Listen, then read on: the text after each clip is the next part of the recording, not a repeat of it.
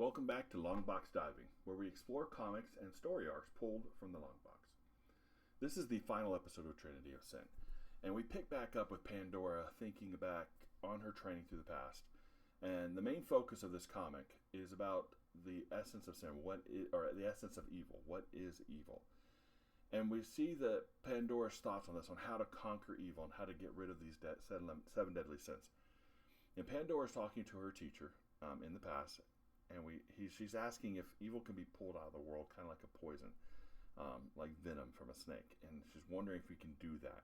And Pandora's teacher responds, evil is not a substance, evil is a result. So then we flash back to the fight. Everybody's trying to get the box away from Wonder Woman, who has turned evil because the box is influencing her thoughts. And we see the seven deadly sins all around, and Pandora's trying to get them to stop, but all she really sees is these sins all around her. And all the sins have shown up to this fight, and they are promising Pandora they are going to destroy the world in her name. And she finally understands that this has all been a trick. They shouldn't try to open the box. They got to get rid of it. But she still can't get them to stop fighting over the box. So we flash back into time again to see her training with yet another teacher. And she comes to understand that both light and dark are required to understand what is light and what is dark. And evil itself is nothing by itself. It is just the absence of good. And so, therefore, you need evil and you need good to understand each other. And then we get a flashing montage of her back and forth from the fight, back to the past, fight, back to the past. And she finally comes to an understanding that the sins are the evil within herself. And we see her understanding, and as it is applied to Envy. Envy's there, she's running toward him, starts shooting, and she kills Envy by acknowledging the envy within herself. And Envy falls over dead, head explodes, blood and guts everywhere, but it's all green, kind of weird. And Pandora looks over to the other sins and says, who's next? So this doesn't fix the issue with the box itself, but it kind of does resolve Pandora's personal story, her own personal issues. And so that's nice. I guess that's at least we have that. So in the next issue, we see the Justice League fighting Wonder Woman for control of the box. And Wonder Woman is being affected by the box. She's evil and she's fighting everybody. Now, it's kind of cool we see Wonder Woman fighting everybody. She is holding her own against most of the league, and that's kind of cool. And that's when we see Shazam shows up. Captain Marvel makes his appearance back into the main storyline. And he does the one thing that he was told not to do, kind of like any other kid that's out there. He was told not to touch the box. Shazam shows up, grabs the box, and there's two things that happen. Shazam turns into Black Adam, Black Shazam. I don't know what you would call him, but he turns evil. And this actually kind of affects the way the box works. And now everybody around them is starting to go crazy, starting to go evil, want the box for themselves. And this is kind of fueling the box as well. The box seems to be growing in power. And I'm not so much sure if it's because of Shazam's magic or it's because of Shazam's connection to the mystic force around the world.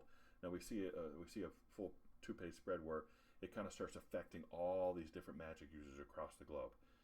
And so I'm not sure if that's exactly the case or not and what's going on there, but it does affect the box. The box starts powering up and people are starting to go crazy. They all want the box. It is like a free-for-all. So we see this effect on the box, and it says Zatanna must cast a spell to protect herself, Pandora, and Stargirl. But the rest of the league is tearing into each other, and they're each fighting over the box to gain control of the box. Now Frankie gets a hold of and starts holding everybody off, though he's affected as well. He's kind of, this is mine, I'm the only one that can hold it. So Zatanna throws everybody away and takes possession herself, kind of with magic. She's not really touching the box, but she gets hold of the box. Stargirl then turns on Zatanna. She isn't able to keep fighting off the influence of the box. She turns on Zatanna and Pandora, and things start going sideways. Wonder Woman punches Zatanna, and she drops the box, and it gets picked up by Constantine. Constantine is back. Now, Constantine seems to have a natural resistance to the box. And he says it's because you can't corrupt something that's already corrupted. But I kind of think it's because he's already come to terms with the corruption that happens to be in his own soul. So he understands what he is and who he is and how he is. So he's not affected by it. So Zatanna and Constantine are then teleported to Hephaestus's temple. We're back to where all of this kind of started. And we find Madame Xanadu tied to a chair underneath the temple. Batman's team, Constantine and Zatanna go down to meet Madame Xanadu, and then Batman's team kind of just shows up. I'm not sure exactly where they came from. I don't remember. I think they came out of the afterlife through a mirror with the Phantom Stranger, but they end up getting to the temple, and they come down to find Madame Xanadu and Constantine and Zatanna there, and we finally learn what the box is actually for. Madame Xanadu says, hey, it wasn't a prison. This box is actually a doorway, and we need to try to keep it shut. So in the next issue, we start getting a little backstory on the Outsider and what's kind of going on here. So it all starts with the League, when the League was battling Darkseid, and the wall between the realms had become weakened. Now, on a side note, I really like this panel. It has great art, great colors, and it's very well done. I just kind of like this whole battle thing with Darkseid is very cool. We then see two people pop out from a portal. We don't know who they are, but they say the others didn't make it. I'm assuming it was the Outsider and the Mole that's within the Justice League, which has not been revealed yet. We see that he recognizes Pandora's box. Now, they're on Earth, and he's looking through history, and he sees Pandora's box, and he understands what it is, and he realizes that where it comes from the same place he comes from, and he believes he can take it and use it to bring his master into this realm. He then works with Dr. Ivo. He starts building the Secret Society. We see that he has planned for Pandora to bring the box to Superman. All this kind of hinged on the Wizard Shazam going to Pandora. And he brings the box, and she expected her to bring the box to Superman, being the purest of heart, and that Superman would be affected. And then he caused Superman to kill Dr. Light, which then caused the Justice League to get involved, which then caused Shazam to grab the box, and on we go. Now, nobody with Batman, nobody with Constantine are being affected by the box right now until Shazam and Wonder Woman and all the rest show up at Hephaestus's temple. And then it's all going crazy again. Batman tries to keep the box away from everybody. He grabs it kind of with a rope or a lasso or some sort of whip, and he's trying to run, and he's dodging away from everybody. And then we see Superman, or the Green Lantern, starts going after a Batman and trying to fight Batman. Batman's fighting him back, say, hey, you know Hal Jordan. Nice. And then we see Superman come up and say, hey, we should be worrying about me. It just takes a pillar and drives it into the Green Lantern. This is a great two-page spread. It's pretty awesome. So the fighting between the two teams picks back up, and Superman, for some reason, starts going after Batman really like hardcore. There's a panel where we see a Batman is sitting up on a pillar saying, hey, I am being affected by this. We need to do something about this before we all go crazy. But Superman is affected by the sin of jealousy. He likes Wonder Woman. He thinks Batman's going to steal Wonder Woman or something along those lines. So he's going to kill Batman. He said, I'm not going to stop till Batman is dead. And then all of a sudden, Superman falls over, crashes to the ground, seems to be dead. Then we see Firestorm comes over and says Superman is being killed by kryptonite, and that he wouldn't have recognized the radiation signature if Waller hadn't asked him to actually create kryptonite earlier. So we see where that foreshadowing kind of comes back into play here.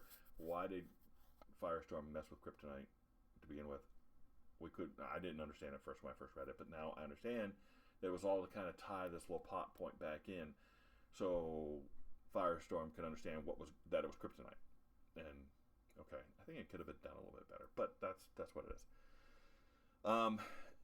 And so now we see that we have the first traitor introduces herself. So they're like, well, how did kryptonite get into Superman's brain, into an optic nerve? How did that happen? And that's where the Atom girl, Miss Atom, shows up and said, hey, I'm the traitor. I was on both teams. So she kind of played off that, oh, woe is me, I'm on both teams, I betrayed both sides. But in reality, she betrayed both sides because she's on a third side. She's a triple traitor. And that she's the one that had come across that portal with the Outsider. She was the actual mole. And again, if we look back into the foreshadowing of the tarot cards that were thrown into the air, her card was one of the only cards that was not face up. And there was one more, and that was grids. And that's where we see Cyborg stand there, and she goes, hey, you're a traitor too, Cyborg. And he's like, what? And then all of a sudden, he just like, his body just kind of gets ripped apart, and it reforms, and it's Grid. And Grid is more like the Ultron type Cyborg. It was really cool panels, those two of them, and they're really neat, well done. And I like how the Cyborg got torn apart, and Grid gets reformed, and that was very cool. And very cool the way that was done. So now we know we had two traitors on that team. And then the outsider takes control of the box. And he starts to explain that it was never magic, it was actually science, and the goal was to power it through magic to actually get this doorway to open. And you see the box getting more and more powerful as the outsider's holding it. Now, he explains that Pandora's box is a lot like the mother box. Makes sense. It's like a boom tube type thing. So Pandora's box, there's a great panel right here where he says, and now all of you are thinking that the butler did it. Doesn't explain it yet, but that was really kind of cool. So finally, there's a portal that opens up, and out walks Aquaman, and he falls flat on his face. Now, Madame Xanadu then says, hey, you guys weren't the Trinity of Sin. He's looking at Pandora. You guys weren't the Trinity of Sin. The Phantom Stranger, the Question, and you, Pandora, were not the Trinity of Sin. It was not the three people that were in front of the Council of Wizards at the beginning of the story. That's not what it meant when they said the Trinity of Sin. What it meant was the source of all evil in the universe, and that was from Earth 3. So, we then get a full panel spread of 6 people walking out of the portal over the body of Aquaman. And I believe this is the evil version of Aquaman. And now we see is like a Batman, a Flash, a Firestorm, a Green Lantern, a Superman, and a Wonder Woman. Of course, I believe they all have different names, kind of like Superman's Uberman. I'm not sure what their names are yet. They didn't actually say it here in the story. But man, Firestorm's looking creepy, like very Zorn in the new Hickman run. Very cool looking. I like the way it looks. But we see the Outsiders actually comes and kneels in front of the evil Batman character, and we finally understand what he's the butler. He's Jarvis. So the Outsider, the evil butler, is actually the evil Jarvis from Earth 3. Now the Justice League is in disarray. Everybody's been fighting everybody. They're all kind of beat up. Superman is out for the count. They've got to get the kryptonite out of his head, and everything looks really bad. And the Justice League. And then the Justice League sitting there, and they look up, and there's the crime, and they call themselves the Crime Syndicate. And the Crime Syndicate decides to, at that point, attack. And that's where the story arc closes. So this is the end of the story arc, and maybe one day we'll get the next one and actually look at the Crime Syndicate story arc. But I hope you all enjoyed this story arc as much as we did. And we are going to be doing a live stream discussion about this story arc soon here on our channel, and invite you all to come chat with us, and let's just have a conversation on what this story was about and how much we enjoyed it and the different things that are in this. It was a really neat story arc, a lot of foreshadowing, a lot of things going on, a lot of intricate detail. I like the way Goff John writes that, and the art was fantastic all the way through it. So I hope you all can join us on our live stream chatting about this story arc. And thank you again, and we'll see you next time in the Long Box.